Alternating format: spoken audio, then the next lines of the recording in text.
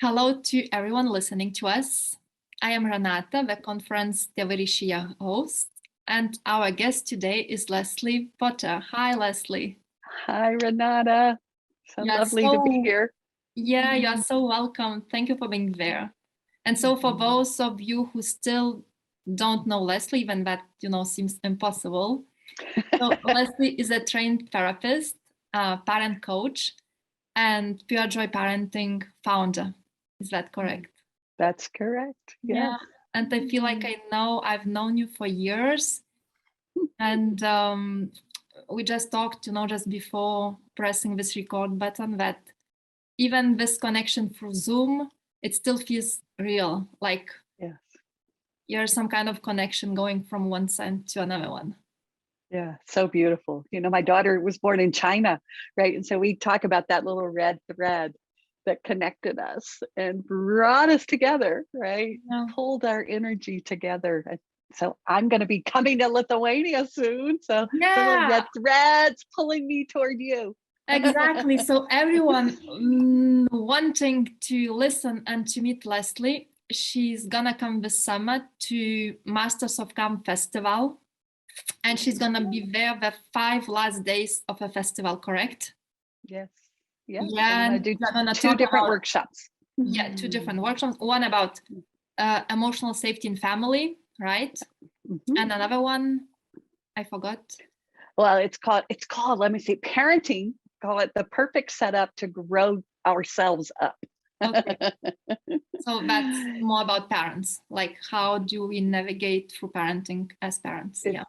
Well, how do we grow ourselves up? Because our children activate us going back into very young, early patterns. So when we're emotionally triggered, we're about 3 years old. So parenting is the greatest setup to say, oh, how will I grow myself up so I have that adult capacity to be with my children the way that I know I can be. So my workshops are very practical. So anybody that wants to come, you'll learn things, we'll play together and dance together. And I'm gonna be there. And so everyone, like wishing to come, please do come. It's gonna be so much fun. Yeah. Yeah. Yeah, and today, so we are talking just before hitting this recording button about like not so funny things, right? Like all those emotions we have right now in this situation regarding Ukraine. So the war ongoing just next to us. And I was telling Leslie that I have so many parents like telling to me like, what's the point of talking about feelings in this context? Like we have to do something, like we have to do something. This is not the time of luxury that we can think about our feelings or our children's feelings.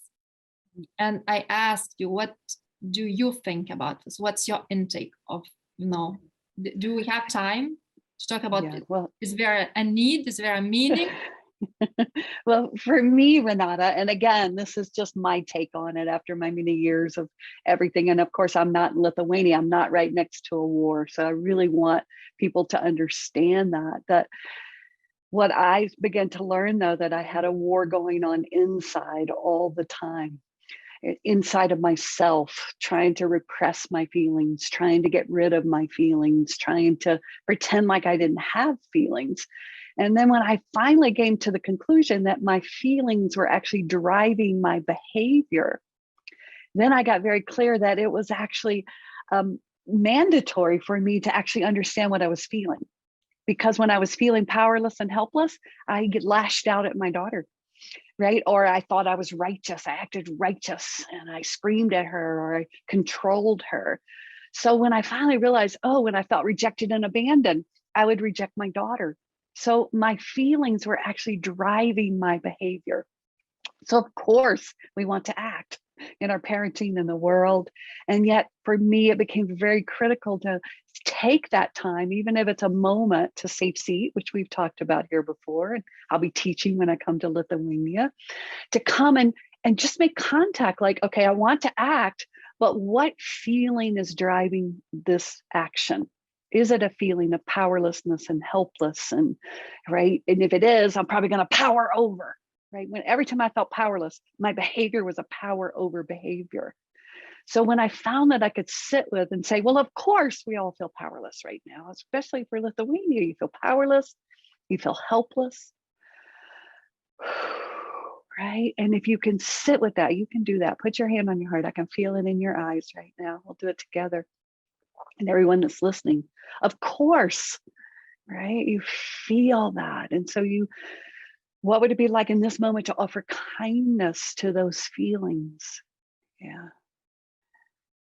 And just see what happens when you offer kindness to the feelings versus act the feelings out. What do you notice? I'll tell you what I noticed, but I'll ask you first. What do you notice with your energy, like in your being? What happens? I feel like so much is coming to surface. Like I feel exposed. I feel vulnerable, but also I feel some kind of softness. Good. So just stay there, because that's for me. I start to calm a little bit. It's like, okay, I can be with these big feelings so that I can actually get to my true adult, as I say, to my adult energy that says, okay, of course I want to act, but can I find that deeper feeling of love, right? That feeling of kindness, of love, first of all, to myself and what I feel. So therefore, when I take my actions, whatever they are coming. It's like I like to say, what are we for instead of what are we against? And I always like the Gandhi example. He wasn't against the British, he was for Indian rule, right? And so all of his energy came out of love, like, this is what I am for. And then when we're against something, it's often from that feeling powerless and helpless and that rage and that anger. It's, I'm against you. I'm not against anything. I'm for love. And the way I'll relate this, since I'm here for parenting, is this all showed up in my parenting. I was at war with my thinking of what I thought I was supposed to do, how I was supposed to parent my daughter, and my heart that knew my daughter needed a connection. And I needed a connection. Like, we needed to come into the place of the heart. So then we could move up into the head. I'm not against the head. The rational is really important.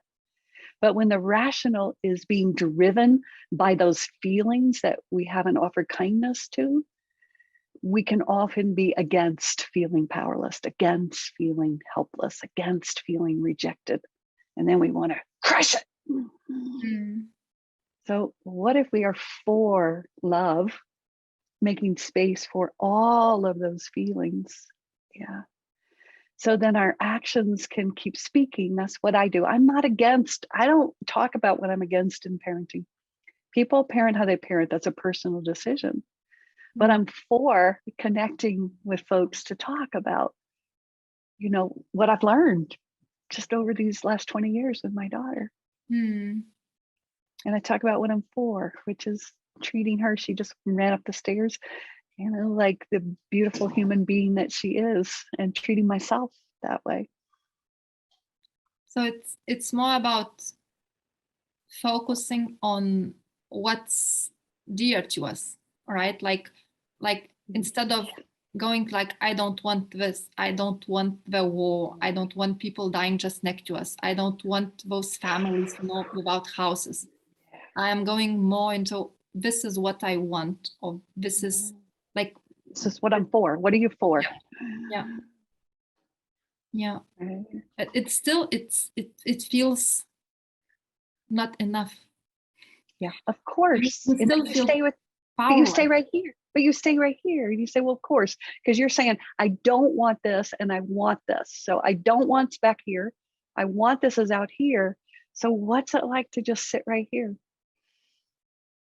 In love, though, wrap it in love. Like, I'm feeling powerless and helpless. Of course, that's a feeling. It doesn't mean that you are powerless or helpless. That's where we identify with the feeling. We think that means we are then. No, we're not.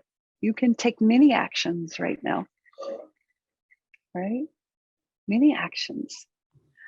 But ask yourself, what am I for? Will my action show what I'm for? Or will my action show what I'm against?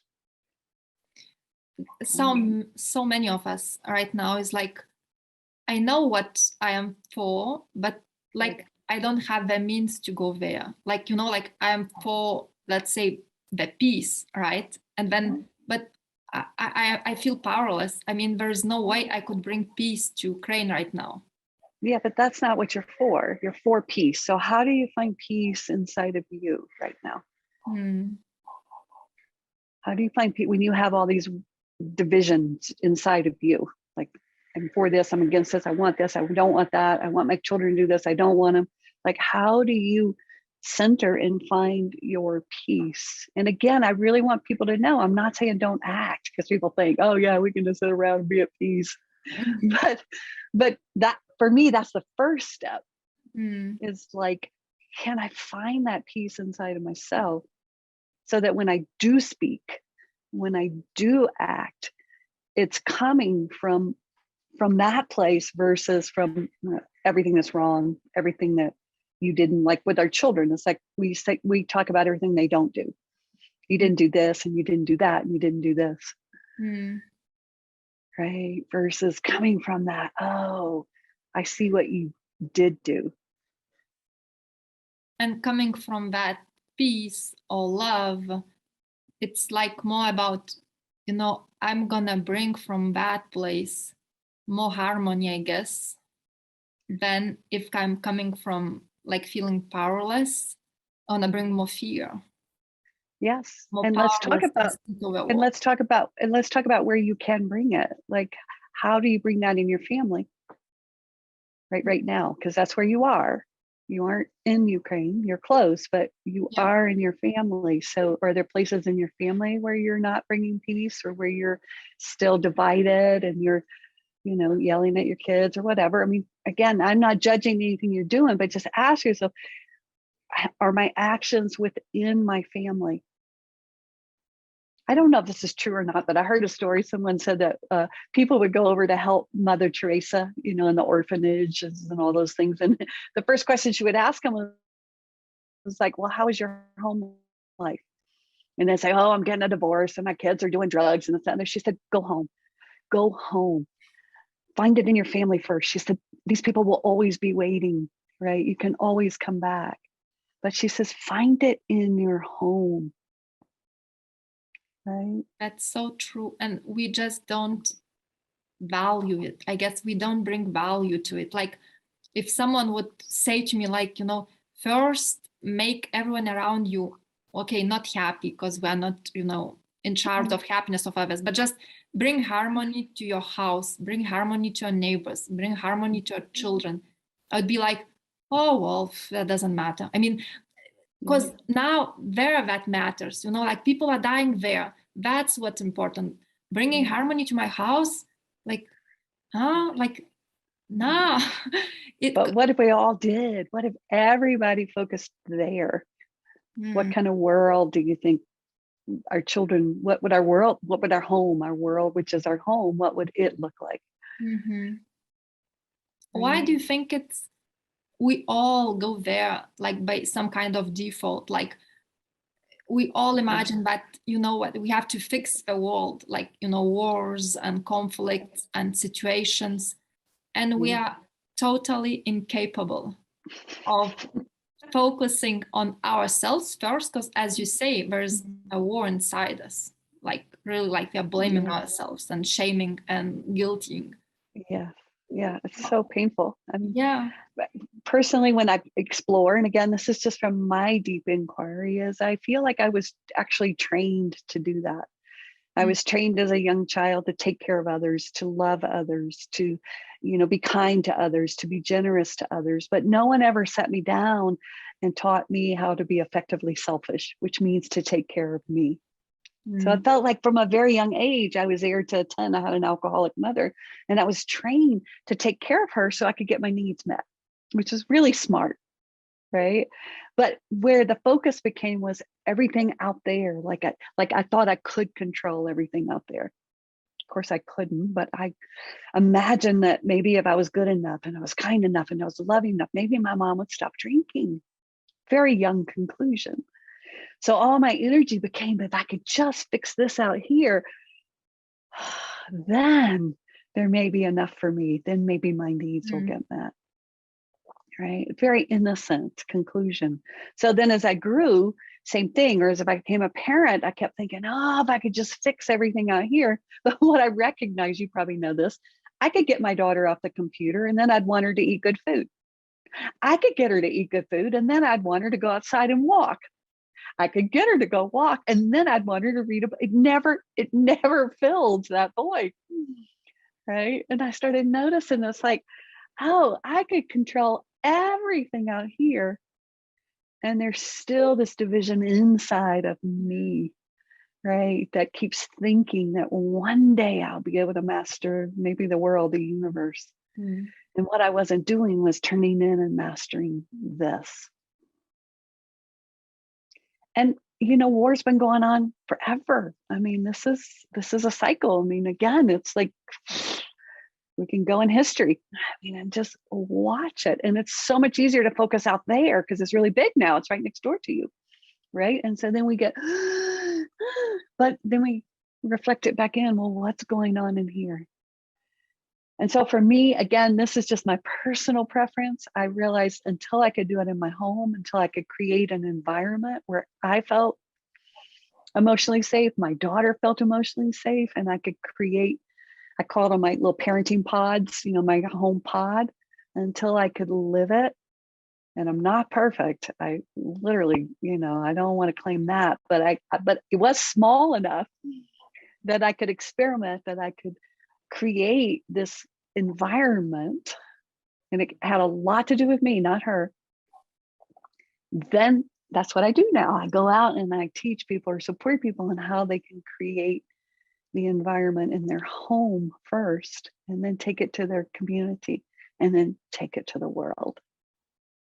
But it's much easier to say, oh, my home, like with Mother Teresa, let me go help Mother Teresa, let me go save the world. But my home is like falling apart. We were trained. It's so beautiful what you are saying. And this example with Mother Teresa was like, oh, like taken aback. And still there's something inside my brain which is coming in like, oh, this is so selfish. Like you are gonna save your family. You're gonna like spend time with your child and be gentle to others. Like, what? Like, this is so unimportant right now. Like, I have this ongoing in my brain. Yeah, like, of course, one part is like, yes, it makes sense, and the other is like, shut up. That doesn't make sense at all. That's the division. Yeah.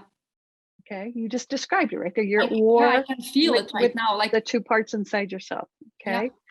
So what if it wasn't your job to take sides? Like you didn't have to take this side or you didn't have to take this side.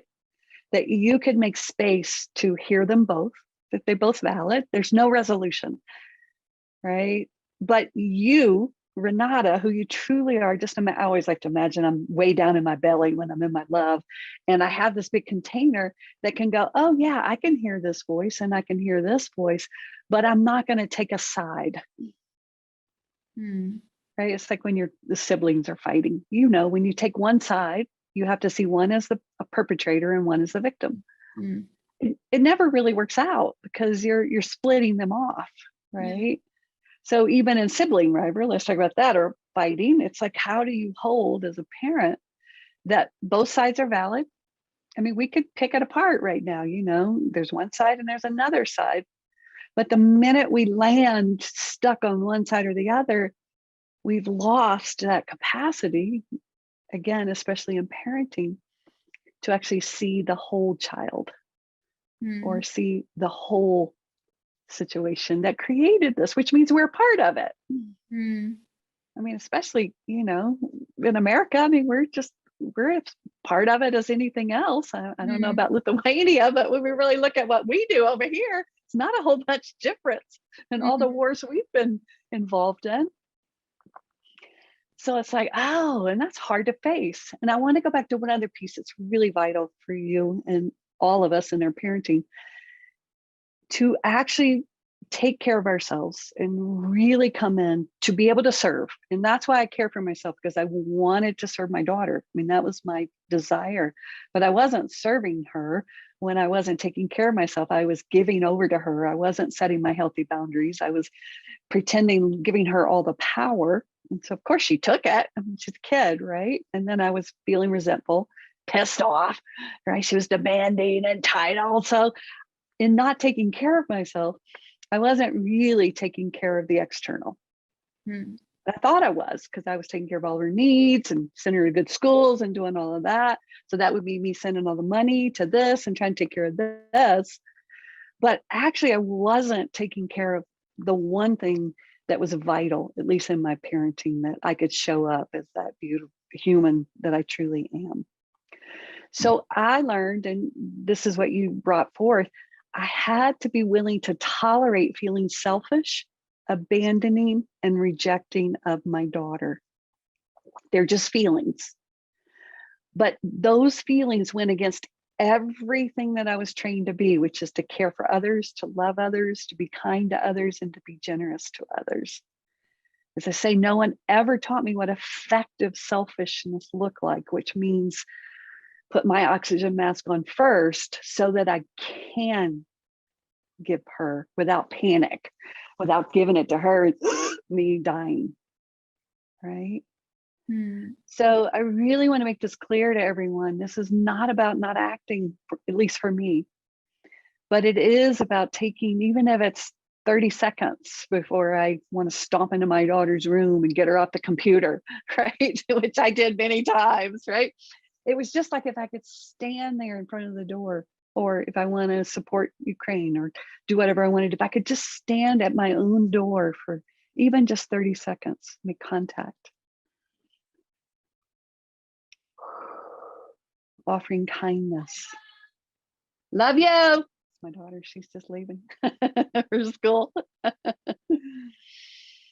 If I can just take, 30 seconds, then at least when I enter into her room, I'm entering in from a different space than from my so outraged and I'm so angry because you're on that fucking computer again. Excuse me, I said a bad word. But do you understand, right? Yeah. And that would be just like, of course I feel that, right? But I get righteous. So 30 seconds. So let's do it together, you and I. 30 seconds. Put her hand on our hearts and feel everything we feel. Of course, we feel powerless, we feel helpless, we feel enraged, we feel outraged, all of those things. We want to just go, you can't do this. We want to go in and save everybody. We want to, kill whatever. All these things are here, right? That's the internal experience. And just see what it's like for 30 seconds, just to wrap that in kindness, because you and I are sitting in these chairs. We aren't there. That's just all in our head. We're actually safe in this moment. So as we bring that energy down out of our heads into our hearts, and we imagine entering into our present, which is our day, which is with our kids, which is with our partners, which is with our neighbors, which is with our community. How do we want to enter where we actually do have some power, right? Which is our family, our home. How do we want to enter, or how are we committed to entering?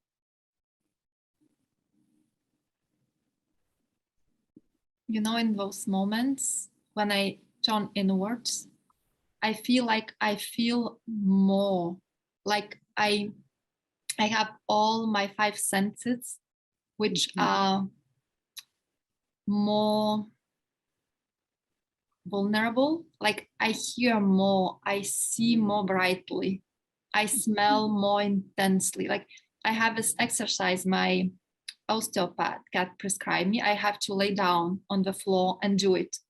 And while I am laying down the floor, I usually have those 5 minutes when I have to do some, physical exercise. Usually in those moments, I put my hand on my heart and I'm gonna let my mind rest, and in those moments, I have a feeling that time gets slower. Yeah, and I'm it just does. turning inwards. Like I could feel time which becomes slower. I could see brighter colors. I could smell things that I couldn't smell like a minute before.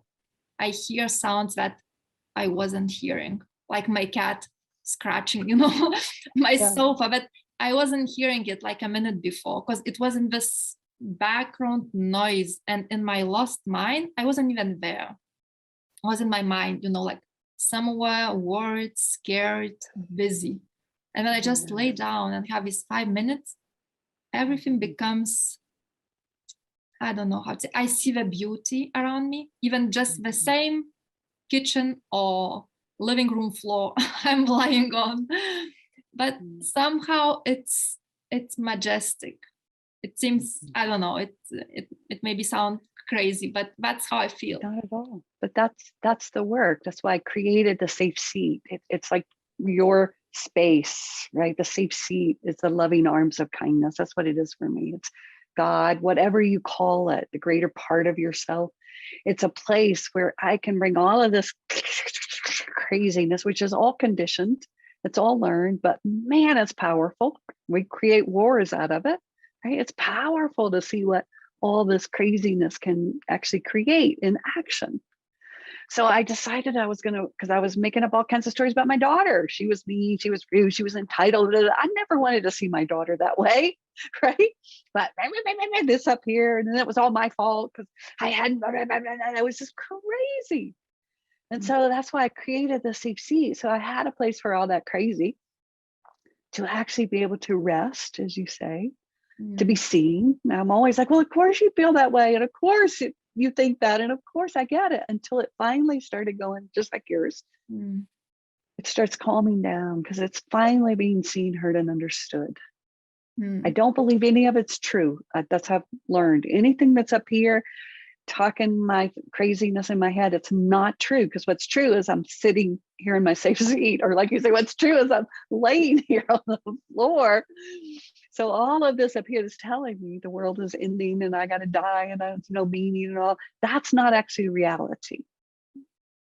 That's our crazy. That's what we're at war with. The crazy. Yeah, that's our projection on of how we see what's happening.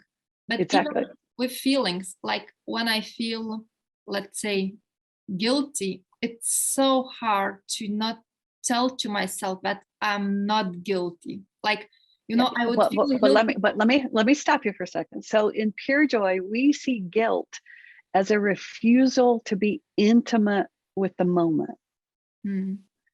Okay, so guilt is another way we escape where we actually are. Right? So maybe I did do something or whatever, but right now I'm here. So what choice do I want to make? I'll give you an example, because I know people like practicals.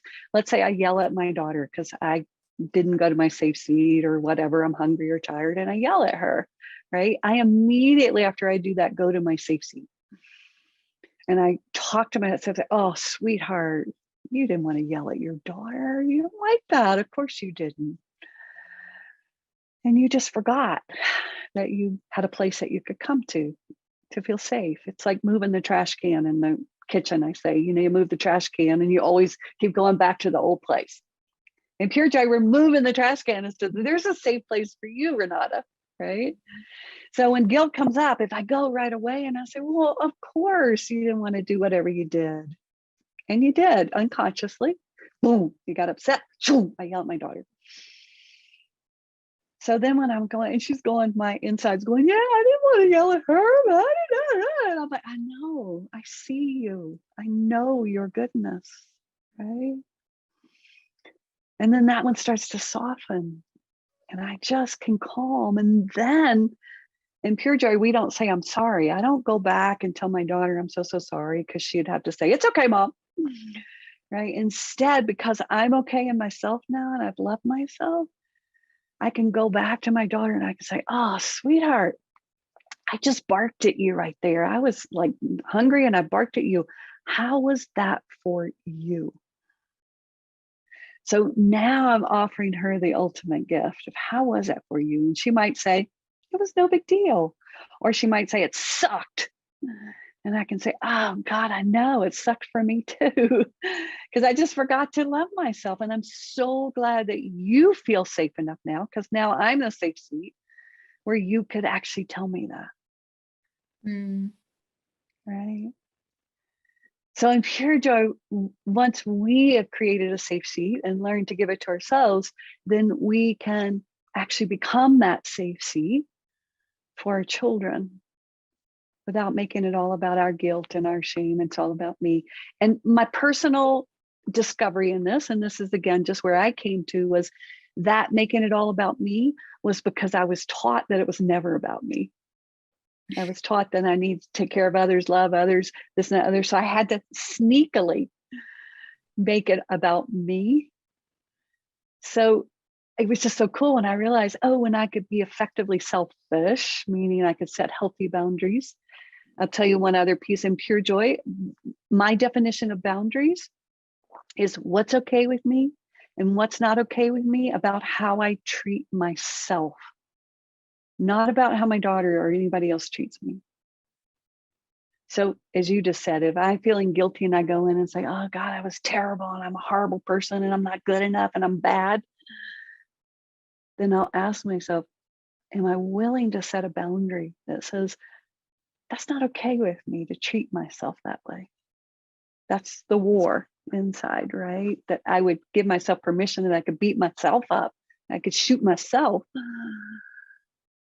And I ask, is that really okay that I self-aggress on my being, my humanness? I have a question for you. So Yeah. I have a discussion with a friend who was like, I have those boundaries for myself. Like, I know what I am willing to accept and what I'm not willing to accept. But then she's struggling with, what if I communicate my boundaries to others, like, which is what I'm accepting, which is I'm not willing to accept. And then those other person just don't care.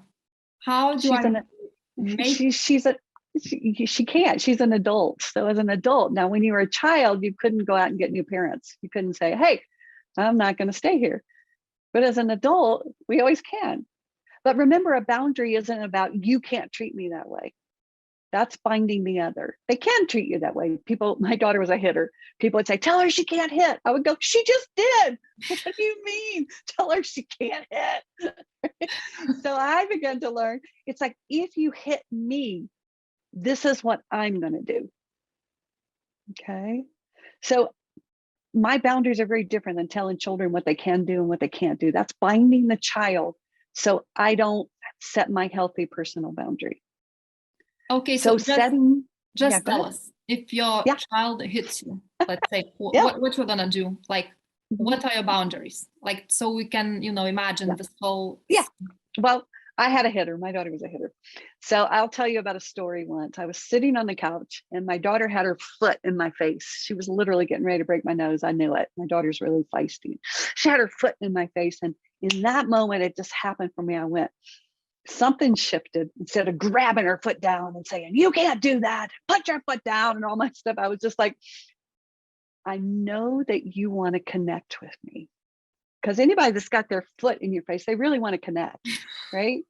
They do. I mean, the kids that are harder are the ones that run off in their room and hide in the closet. Let me tell you, my daughter was like in my face, right? So I know you want to connect with me. And if you're not able to put your foot down, I am going to move over here and take care of my body. It wasn't, you need to put your foot down, right? Because I didn't know if she could put it down or not. I mean, maybe if that desire for connection was greater, maybe she would put her foot down. But I was very clear that I'm an adult and she was young, like 4 or 5, right? I could move my body away. And what happened in that instant was my daughter put her foot down because the connection was more important to her than actually breaking my nose or hitting me or whatever. So personal boundaries, when I talk about them, I always tell parents, it's literally about what I'm willing to do and what I'm not willing to do, such as if a child says, Mom, can I have some candy? right? For me, I'm always like, well, I don't know. What do you think? But as parents, we often sit in the permission seat. We feel our children are coming to us asking us for permission. So what if they weren't? What if it's not about us? What if they were coming to us saying, you know, reflect back to me whether I'm ready or not, or ask me whether I'm ready or not, or see that I'm coming to you. Even when little babies, watch your youngest ones, whoever's watching this, if you have a young one, watch when they're crawling and they look back at you and we go, no, don't do that, or whatever. What if they're not asking for permission? What if they're looking back to say, see what I'm doing? Right. And if they're going towards something dangerous, what would it be like to come and spot them and be with them versus constantly being in the boundary seat? You can't do this. You can't do this. You can't do this. You can't do this. That's again what you're against. Okay. So let's say your daughter comes to you and she's like, I want to have a candy. You know, it's like, can I have a candy? Yeah. And you're like, what do you think? And she's like, yes, I'm going to have one. And then but this is what we did. My daughter, my favorite example of her, she came down one day and she said, Mom, she was probably about 7, I think at this time. She goes, can I have a popsicle? And I said, well, I don't know. What do you think? She said, yeah, I think it's a great idea. I said, well, why do you think it's a great idea? Because, we're getting ready to have dinner. I mean, I've already set all this stuff up, and usually we eat popsicles before dinner. We're not hungry, but tell me, why do you think it's a good idea? Well, because it tastes good and this and the other, blah, blah, blah. We just went on with that. I said, okay, well, it sounds like you checked in. You feel like it's a good idea and you want to try one. So she went and ate a popsicle and then she comes back, Mom, can I have a second popsicle? I was like, I don't know. You just ate one. What do you think? Because for me, it's personally about, I want my daughter to know herself. I don't want her to know me. I want her to know her boundaries, her limits. I don't want her to know mine. Okay. And so then we talked about that. And then she was just like, well, I don't think I really want a second one. I mean, she never went further because people are like, well, my kid will eat 12 popsicles. It's not true. That's all from our version of what we think when we're sitting in that seat of we're responsible and we have to give them permission or not give them permission. When I stepped out of the seat of when people say, I can't let my child do that, I started going, well, who am I to let someone or not let someone? Now, it doesn't mean that I do create guardrails for young children, just like in a garden. I put certain water and fertilizer. I don't plant a sunflower in the shade because it tells me it wants to be in the shade. Right? That would be stupid, right? So I do set parameters around the environment of this is the environment you're in. And then if the child gets upset and the child has feelings about it, that's totally fine, right? Because they may want to be in the shade instead of the sun. That's cool, but you're in the sun today. That's my healthy boundary because that's the environment I'm offering. But I found spending my time trying to control my daughter, like telling her what she could do or couldn't do, so that I didn't feel selfish, abandoning or rejecting, was not really guiding my daughter the way I wanted. I was guiding her to think that she could control the external, that she had the power over others. That asks for us to trust in, I don't know, our child, nature. I don't know, like to have trust. Like, well, first you have to trust you. And that's what I'll be teaching at the festival if people want to come.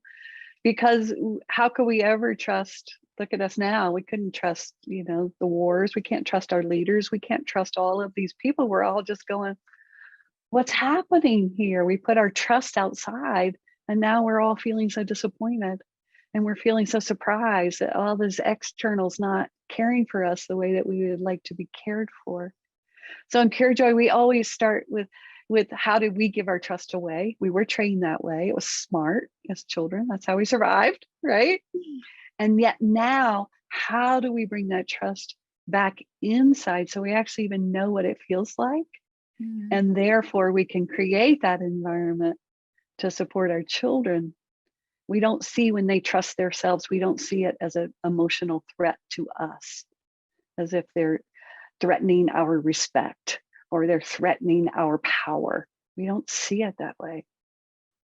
And we come alongside with them in the inquiry. I come into the inquiry with my daughter. Well, why do you want to go to that party? I mean, it's going to be underage drinking. Well, what if you got a ticket? Well, then it would, affect your grades. I mean, do you feel like you're ready to take that risk? She told me, I'll tell you this really quickly before we go. She told me once, I said, how is it, having this much freedom and learning to trust yourself? She said, Mom, it's really good. And it's really hard because I have to go inside and find my answers. But it's so scary for parents to let our children, but just listen to what you just said. Let our children. Yeah, I know. I know. When you sit in that seat, you don't see them as empowered beings that have their own GPS, that know their own rhythm, their own timing, and I'm not saying this isn't like, let everybody do whatever they want. It's making space for them to understand, to know themselves as well as you know yourself. And then we have to work together as a family. If you know that, you love to sleep till 10, your kid, and you have to get up every morning for school, we're going to have to work that out. It's not like you go, okay, well, you get to sleep till 10 and I got to get up and do everything. It's creating an environment where everybody gets to know who they are. And then they get to see what it's like to fit into an environment where there's different people, just like we're trying to do in the world. Instead of everybody needs to be like Russia, or everybody needs to be like the United States or Ukraine, anything. So the bottom line for me, though, is creating that environment where everybody feels honored to express their brilliance. And then as adults, we can start to create a world then where there's places where we can all give and take, but our brilliance doesn't have to be squashed. I remember when I started this personal journey myself, I had this expectation. I don't know about you, but I was like, okay, so I get, all of this stuff, like, embracing it all in ourselves, in our children, like creating the space for everything to exist in there. But I have this expectation that as soon as I open to all of it, so this bad, hard part will disappear because I'm going to accept it and it's going to be gone. And then I would never, ever, ever experience such, crazy feelings like, guilt anymore, or shame, or blame, or whatever it is. I'm going to have all this positive experience. And then this happened, I was like, what did I do wrong? Like, where did it go wrong? What happened? Like, that wasn't the plan. Exactly. Well, I think that's a big one, because so many people come even to Purejoy, because I think that's the underlying expectation is, if I do this work, then my kids will behave, then I'll look good, then I'll always get to feel positive. So we have to really go into that expectation and realize it's one-sided, right? So that would be a one-sided human being to say, I'm always happy, I'm always kind, I'm always loving. It's not realistic. Right. So one of my teachers uses the image of a bicycle. You can imagine if you're always one way, the bicycle's on the ground, you can't go forward. I use a battery in a car. If you only put the positive cord on the battery and you don't put the negative, what happens? It doesn't run. It doesn't start and move forward. So in moving forward, we have to have the positive balance with the negative. So that's in Purejoy. We work with what are the benefits and the drawbacks. Even with what's happening in the world right now, we only get stuck on the drawbacks, we will get stuck.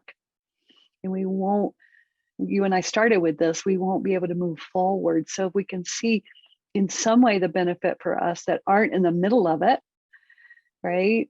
If we can see, okay, the benefit is I am deeply inquiring into where are my actions coming from? How am I with my family? How am I with my internal experience? Where am I at war inside myself? Where do I still, attack? Then we will see the benefit brings us back to choosing as human beings to clean up our mess here first. Mm. Because it's an internal job where our mess is. As you saw, I'm divided here, I'm divided here.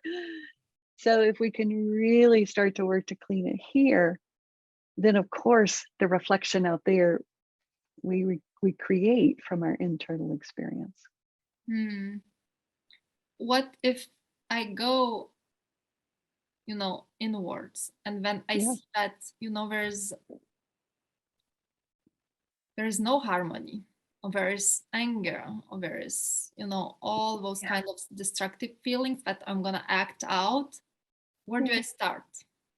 Well, we start with the safe seat in my work, because if you have a safe seat, instead of acting out, you start to train yourself to go to that safe place where all of those feelings, those emotions, my biggest example is like the waves in the ocean. Can you imagine the ocean saying, all anger waves out of here? We're going to do this work so we can get rid of all the anger waves, all the powerless waves, it's impossible. The ocean is made up of its waves. So can you imagine the ocean trying to take out a wave and extract it? Right? It's impossible. There's going to be things like the Ukraine war that are going to create big waves in us, big waves of anger and big waves of powerlessness, right? But there's no way we can take that wave out. So resilience, especially in us and for our children, means that we learn to ride those waves, right? So that we can come to the shore of like, yes, that is a wave. I can feel it. I can be with it. I can embrace it. I can ride it. Because in the ocean, we always know the waves are going to crest. They're always a bunch can come, like in a hurricane or whatever, but at some point, they're going to calm. And we'll be back to that space that you're talking about, that harmony. Then the waters come into harmony until the next thing comes, the tides or the ocean or whatever. But the ocean, our feelings are fluid. They come and they go. They are not who we are. They exist in who we are, but we are not anger. We are the ocean experiencing anger. You might say it that way. Why do they come? I mean, or why do you have this expectation that it shouldn't come? Like life should be filled. You tell me, where did you get that belief? Where did that belief come from? I guess upbringing, like education. Yeah. And especially in our Western culture, our pop culture, positive thinking, everything should be positive. And if you're negative, I always laugh when people, one family told me once that they didn't have any rules in their family except to be kind, which meant be nice, right? And I was like, well, what happens if you're not kind in your family?